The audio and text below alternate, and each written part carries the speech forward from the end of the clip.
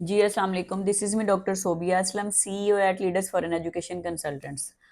जी dear students, आज मैं आपके साथ डिस्कस करूंगी टोटल वीज़ा प्रोसेस माल्टा का, और उसमें रिक्वायर्ड डॉक्यूमेंट कौन कौन से हैं, उसके टेस्टेशन कहाँ कहाँ से करवानी है, कैसे कैसे सारा आपने प्रोसेस करना है।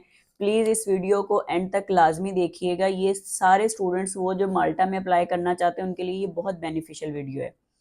तो सबसे पहले हम स्टार्ट करते हैं स्टेप वन से। स्टेप वन में आपने सारे डॉक्यूमेंट्स एजुकेशनल जितने भी आपके डॉक्यूमेंट्स हैं, मैट्रिक, इंटरमीडिएट या बैचलर, सपोज अगर आप एमबीए में जाना है तो उसके लिए आपकी बैचलर की डिग्री भी होगी। मैट्रिक इंटरमीडिएट को आपने सबसे पहले बोर्ड से वेरिफिकेशन करवानी है, उसके बाद आपने आईबीसीसी मोफा से उसके टेस्टेशन करवानी है। अगर आपका बैचलर है तो बैचलर को आपने एचईसी से टेस्टेड करवाना है। अब ये डॉक्यूमेंट एजुकेशनल कवर हो गए। स्टेप टू पे आ जाते हैं। स्टेप टू में आपकी आएगी बैंक स्टेटमेंट। बैंक स्टेटमेंट इसमें माल्टा के लिए आपको चाहिए 11,000 यूरो की। ठीक है, 11,000 यूरो की आपने अपनी बैंक स्टेटमेंट नहीं लेनी, आपने किसी गार्डियन की लेनी है। बेशक वो कोई भी आपका रिलेटिव है या कोई एनी वन पर्सन है, किसी की भी आप यूज कर सकते हैं। अब हम बैंक स्टेटमेंट से रिलेटेड डॉक्यूमेंट्स को डिस्कस कर लेते हैं कि आपको वो कौन कौन से डॉक्यूमेंट्स चाहिए बैंक स्टेटमेंट के साथ। उसमें आपको सोर्स ऑफ इनकम चाहिए। आपने बताना है कि ये जिस भी बंदे की आपने बैंक स्टेटमेंट लगाई है कि आप उसको ये पैसे कहाँ से आ रहे हैं, वो कहाँ से अर्न कर रहा है ये वाले पैसे। ठीक है, उसके बाद आपका आ जाता है जी travel insurance. Third third number पे ट्रैवल इंश्योरेंस आपने बनवानी है। जिस भी कंपनी से आपने अपनी ट्रैवल इंश्योरेंस बनवानी है, ये मेक श्योर करना है कि वो कंपनी मोफा से रजिस्टर्ड होनी चाहिए। ठीक है, उसके बाद हम बात कर लेते हैं पुलिस करेक्टर सर्टिफिकेट की। आपका पुलिस करेक्टर सर्टिफिकेट भी जो है वो मोफा से अटेस्टेड होना चाहिए। मेडिकल सर्टिफिकेट वो भी आपका मोफा से अटेस्टेड होना चाहिए। ये सारे डॉक्यूमेंट्स आपके तकरीबन ऑलमोस्ट सारे अटेस्टेड होने चाहिए। कोशिश करें कि आपका जो एफिडेविट है जो आपने लगाना है बैंक स्टेटमेंट के साथ, वो भी आपका मोफा से अटेस्टेड हो।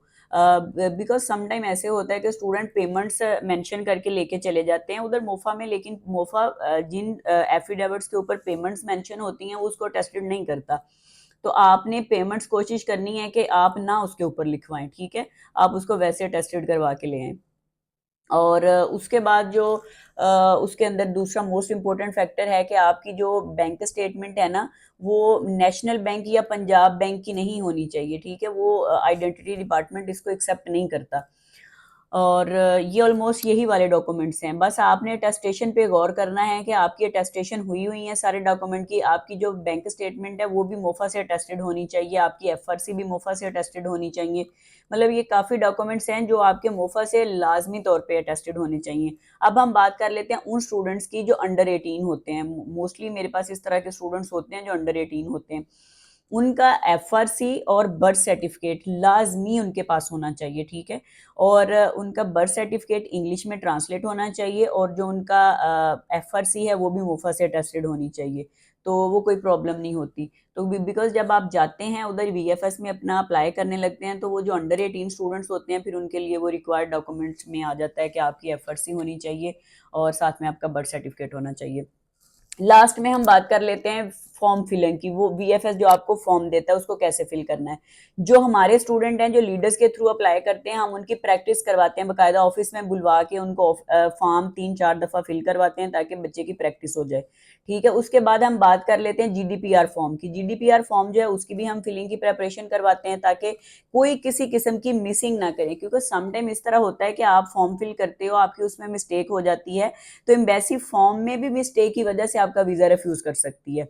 तो आपने ये छोटी छोटी मिस्टेक्स नहीं करनी, क्योंकि आपको एक एम्बेसी 28 मुल्कों का वीजा दे रही है। ठीक है, आपके पास एक वीजा अगर माल्टा का है तो आपके पास जो उसकी स्टेट्स हैं सारी 28, उनकी एक्सेस आपके पास आ गई है। तो उन्होंने आपके सारे डॉक्यूमेंट बहुत बहुत अच्छे तरीके से चेक करने हैं। तो हम जितने भी स्टूडेंट हमारे थ्रू अप्लाई करते हैं, आप सबको इस चीज़ का पता है कि पूरे पाकिस्तान के अंदर सबसे अच्छी वीज़ा रेशो माल्टा की leaders for an education consultant की है, और अल्हम्दुलिल्लाह सबसे अच्छे हमारे वीज़ाज अप्रूव हुए हैं स्टूडेंट्स के। अब मैंने मोस्टली कंसल्टेंट देखे हैं, उन्होंने हमारे वीज़े उठा के लगाए होते हैं। इधर कोई है इस्लामाबाद में 12 कंसल्टेंट वाले, उन्होंने हमारे वीज़े उठा के, हमारी स्टूडेंट है एक नोरीना खान, उसका वीज़ा भी उसने लगाया हुआ है, फिजान जमील उसका भी वीज़ा लगाया हुआ है उन्होंने अपने पेज के ऊपर, और भी मल्टीपल मेरे स्टूडेंट्स हैं जिनके उन्होंने वीज़ाज अपने पेज के ऊपर पोस्ट किए हुए हैं। तो सबसे अच्छी जो वीजा रेशियो है वो लीडर्स कंसल्टेंट की ही है। अगर कोई भी स्टूडेंट इंटरेस्टेड है, जाना चाहता है, तो वो लीडर्स फॉरेन एजुकेशन कंसल्टेंट की टीम के साथ राब्ता करके उनके साथ अपने केस को मतलब डिस्कस करें, अपना प्रोसेस लीडर्स के थ्रू करवाएं। क्योंकि एक अच्छा कंसल्टेंट अगर आप चूज करोगे तो आपकी उतनी अच्छी वीजा रेशो होगी, आपके रिफ्यूज होने के चांसेस कम होंगे। ठीक है। अगर फर्दर आपको इन्फॉर्मेशन चाहिए तो मैं डॉक्टर सोबिया तो आपके लिए हाजिर है। आप हमारा ऑफिस मेन चैनवन रोड पे विजिट करके अपना एडमिशन प्रोसेस स्टार्ट करवा सकते हैं। Thank you so much. Allah Hafiz.